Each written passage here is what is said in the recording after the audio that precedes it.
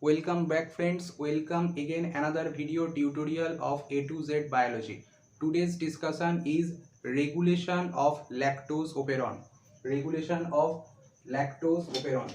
I previously uh, made a video about the lactose operon. Now the time is to know how this lactose operon is regulated.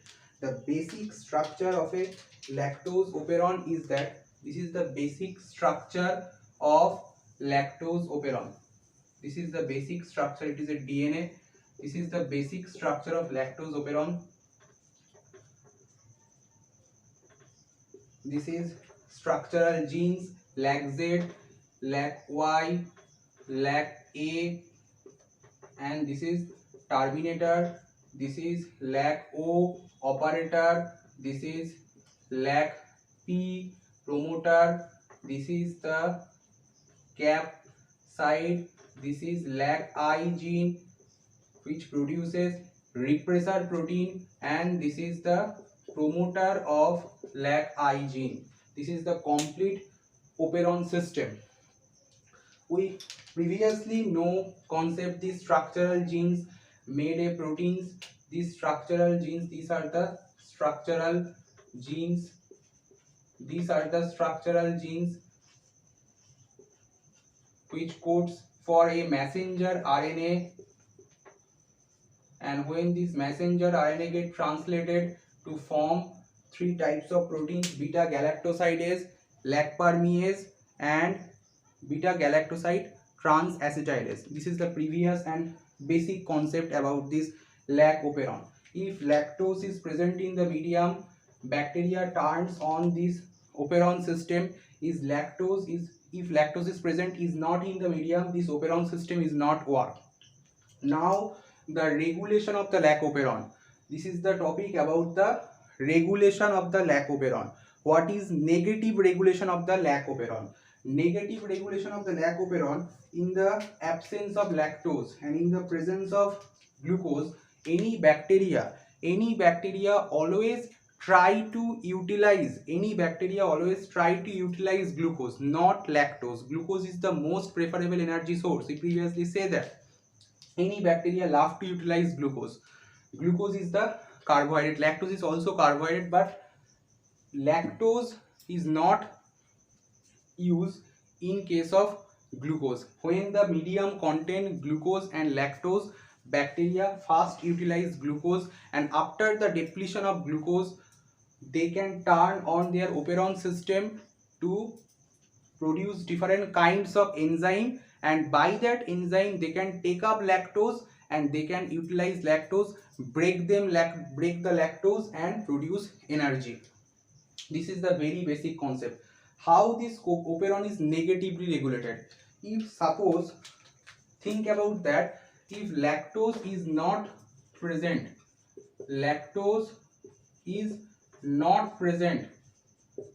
glucose is present, bacteria have constitutive genes which produces different kinds of enzymes which actually metabolize this glucose, and that time lactose operon is not activated. Why not activated? This lac-I gene produces a repressor protein. This lac-I gene produces a messenger RNA, mRNA. When this messenger RNA get translated, this messenger RNA produces repressor protein, and repressor protein in its tetrameric form, they can form a active repressor which binds with the lac operator and prevents the binding of RNA polymerase to the lac promoter site and prevents the transcription of these structural genes. This is RNA polymerase.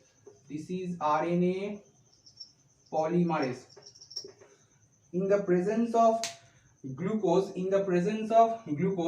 and absence of lactose, always this repressor binds with the lac operator and prevents the gene transcription, and operon is shut down, operon is inactivated, operon is not activated in that scenario. This is the negative regulation of the lac operon.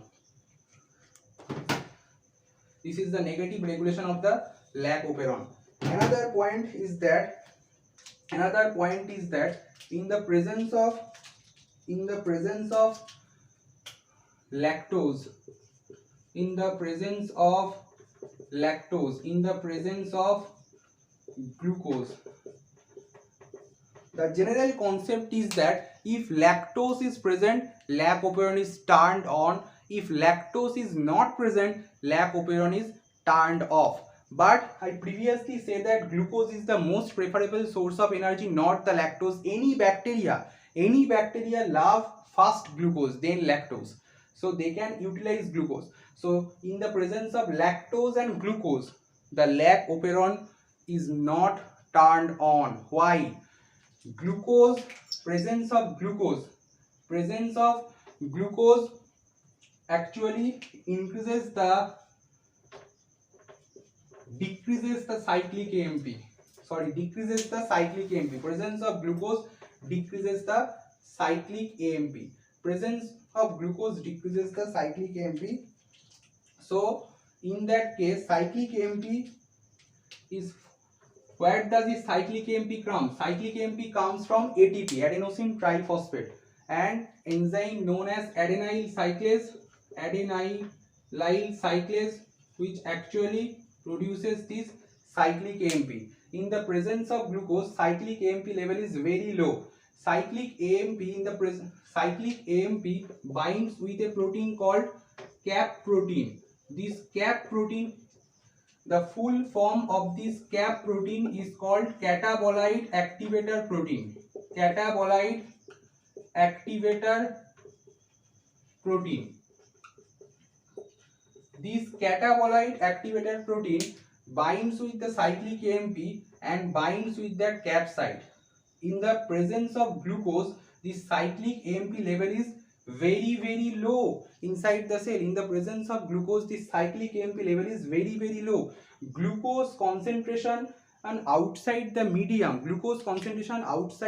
where E. coli is present, is inversely proportional to the cyclic AMP concentration. If glucose is more, cyclic AMP concentration is low. This adenyl cyclase enzyme is inhibited by the glucose, and whatever amount of cyclic AMP present inside the E. coli cell is degraded by an enzyme called PDE enzyme.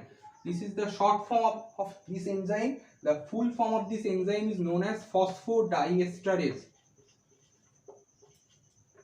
Phosphodiesterase breaks cyclic AMP to 5' adenosine monophosphate, and by that way cyclic AMP is converted to 5' AMP in the presence of glucose. So this CAP-CAM complex will not be formed. But a scenario consider, glucose is absent in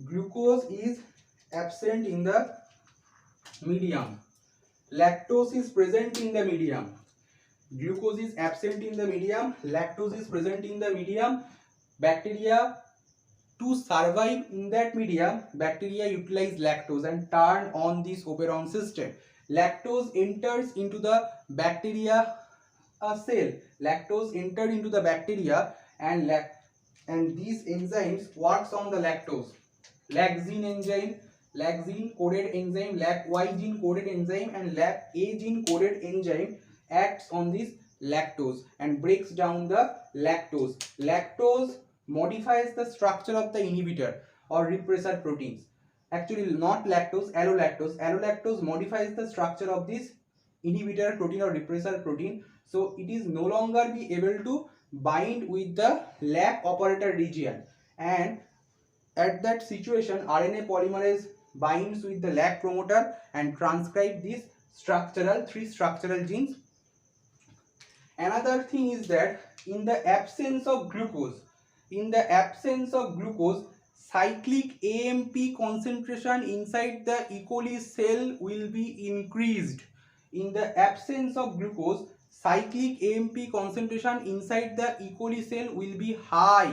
I previously said that glucose concentration is inversely related to cyclic AMP concentration.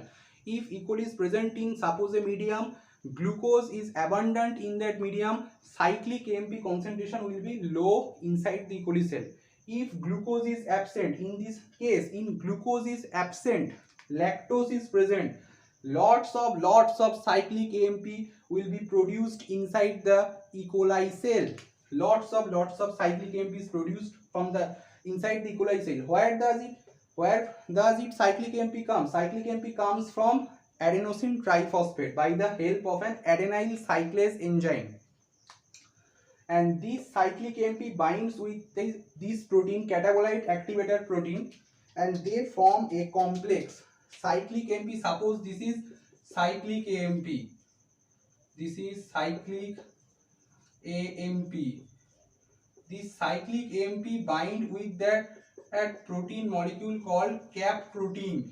This is in short form called CAMP and CAP. This CAMP and CAP binds with the CAP site, and physically interact with RNA polymerase and gives positive signal to the RNA polymerase to transcribe these structural genes. In the absence of this positive signal, RNA polymerase in very low amount transcribe these genes, in very low rate transcribe these genes. So this CAP-CAM complex is very important regulator of this lactose operon. In the presence of glucose, lactose is not utilized. So glucose is the most preferable source of energy. So this effect is called glucose effect or catabolite repression. Glucose catabolism inhibits the other sugar catabolism. So this is called catabolite repression or glucose effect, and this is the positive regulation of the lac operon. If this sequence, if this cap site, if this cap region of that E. coli DNA gets mutated or deleted by different kinds of techniques, or this is mutated, or it is some by experiment it is deleted in that region, the lac operon is not very greatly activated, they are poorly activated. So these region have high significance in the origination, in the continuation of this activation of the operon system. So this CAP-CAM complex is very important in positive regulation of the lac operon. So ultimate conclusion is that negative signal is done by this repressor protein and positive signal is done by this cyclic AMP cap complex, and this is also due to glucose presence or absence of glucose. So this is also called glucose effect or catabolite repression.